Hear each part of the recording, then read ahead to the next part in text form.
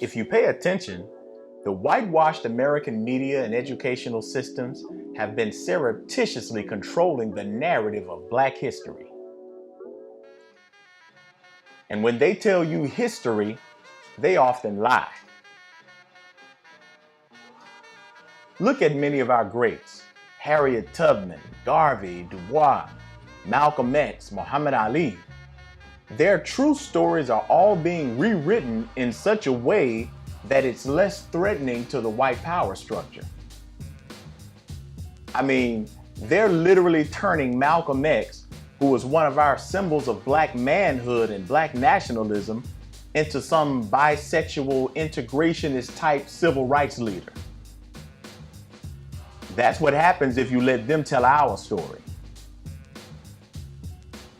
This was the man who the powerful white Jewish establishment labeled the leading Black anti-Semite, and they celebrated his assassination in their newspapers.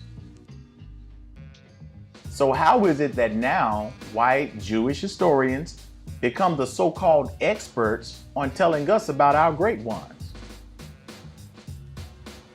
Did you know that in the 1960s, Jewish leaders slandered Malcolm X and his teacher, the Honorable Elijah Muhammad, calling them both Black Hitlers?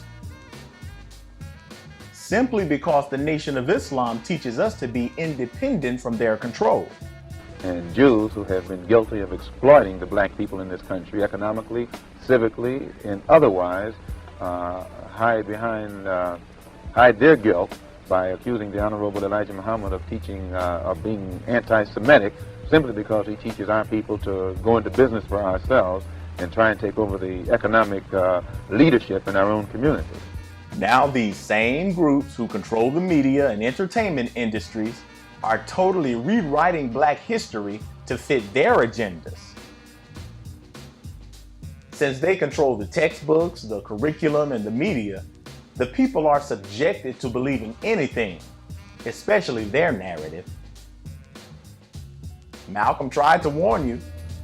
You know, I was on a program here in New York on Channel 13, in which I made a statement concerning how the Jews control about 80% of the economy in most Negro communities across the country. And the Jews organized themselves and wouldn't let this thing come back on Channel 13.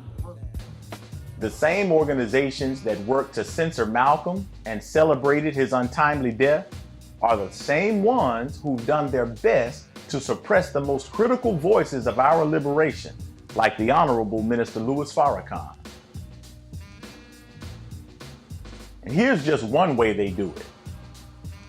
Did you know when their movies claim to be based on a true story, they are legally protected to outright lie? All in the name of creative license. Now, who told you what Betty and Percy said to each other? She's dead and he can't breach lawyer-client privilege, so who told you? Who told you what Coretta and Martin sat on the couch and said to each other? An adaptation.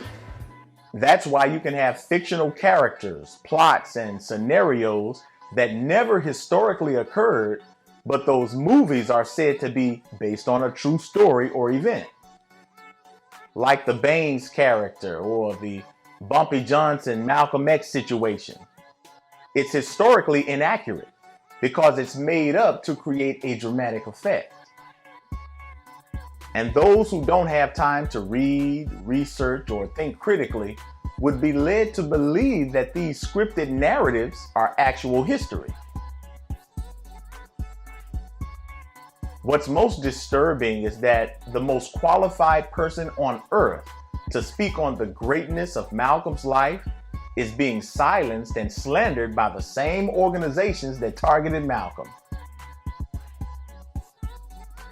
Were any of them taught by Malcolm as his top protege, as Minister Farrakhan was?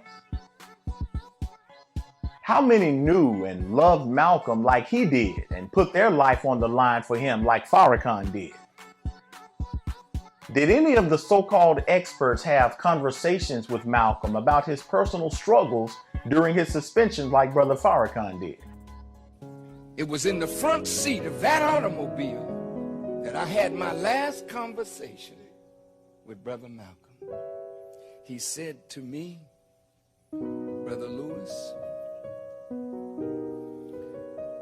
I wish it was you being an example for me rather than me being an example for you. He knew that I was going to ascend to his position. And he said, brother, my enemies will one day be yours. The Jews had called me a black Hitler. Who has undergone the same process of being taught and made great by the most honorable Elijah Muhammad and served as his national representative in the Nation of Islam? None have that credibility except the Honorable Minister Farrakhan. That's just a fact. If we try to overlook the source of what made Malcolm great or neglect the most credible person who exemplifies such greatness, then you're likely following a whitewashed version of Malcolm X. Fortunately, we have the invincible truth, facts, and evidence to show who and what made Malcolm into the great icon he became. I want to introduce you to the Elijah that made them, that made me, and is ready to make you the giant that you are born to be. And just as important, we can share vital facts surrounding the assassination of our brother that has been deliberately left out of mainstream narrative. You'll see why the US government and powerful Zionist groups have tried to silence Minister Farrakhan when he challenged the government to open the assassination files. Thousands of lives ruined because the government feared our unity. We carried no weapons. We threatened no laws. We broke no laws. But because we had an ideology and a philosophy that the government did not like, they didn't need laws passed by Congress to tap our phones, to follow us around, to harass us day and night.